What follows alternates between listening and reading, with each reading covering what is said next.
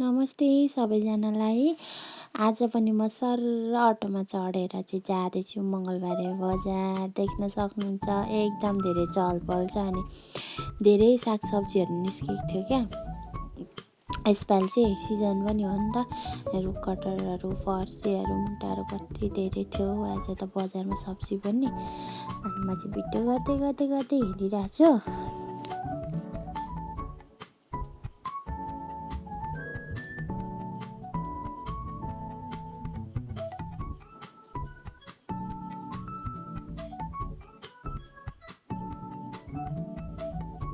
अनि यो साइडमा चाहिँ 100 रुपियाँको होलसेल लुगा भन्दै बेचिरहेको थियो क्या। 100 रुपियाँको होलसेल कपडा अरे क्या। त्यहाँ त्यति गरेर अनि सर्र गएर एक नजर हान्दै गएन। मलाई चाहिँ ठिक लागेन। अनि यहाँ चाहिँ मलाई एउटा डाँडो मन पर्यो क्या। कस्तो राम्रो लाग्यो है यो डाँडो। अनि मलाई एकदम धेरै राम्रो लाग्यो। अनि यसो हेरेँ तर मैले किनिनँ।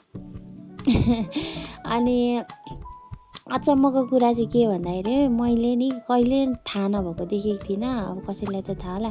200 रुपियाँको कराई क्या यो मैले अहिले जुन छुइरहेको छु यो 200 रुपियाँको कराई। अलिक अगाडि छुको चाहिँ त्यो 600 रुपियाँको। लुक्स त एउटै हो तर अलिक यो 200को चाहिँ हलुङ्गो अनि 600को चाहिँ अलिक धेरै गरुङ्गो रहेछ क्या। त्यति मात्रै।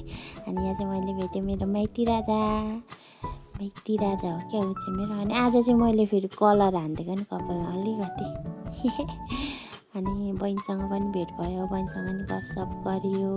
अनि आजको मौसम चाहिँ यसरी चेन्ज भइदिइरहेको लास्टमा चाहिँ होइन। चिसो पानी पर्ला जस्तो पानी चाहिँ परेन। अनि यहाँ चाहिँ फेरि मेरो अर्को बहिनी हो क्या।